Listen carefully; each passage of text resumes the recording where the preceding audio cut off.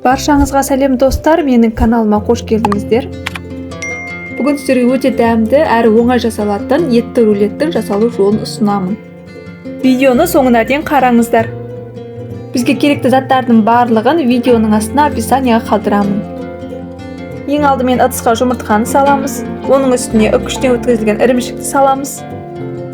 Және майонезді саламыз. Дәміне қарай тұз бен қарабұрышты саламыз.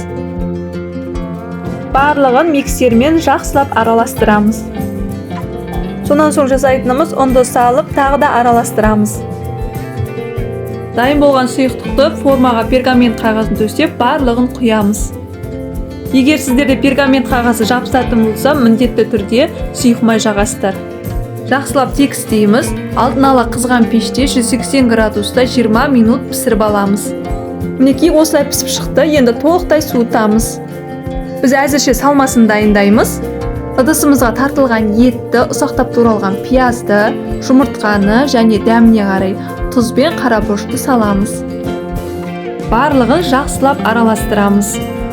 Мінекей толықтай суыды, енді пергамент қағазын алып, үстіне дайын болған салманы саламыз. Салманы тегістеп, жан-жағына жақсылап жаямыз. Келесі кезекте рулетті шетінен бастап ақырындап, нығыздап ораймыз.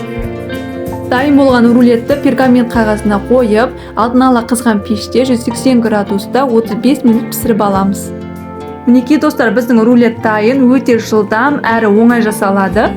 Сіздер де жасап көріңіздер, өте дәмді болып шығады. Видеоны соңына дейін қарағандарыңызға рахмет.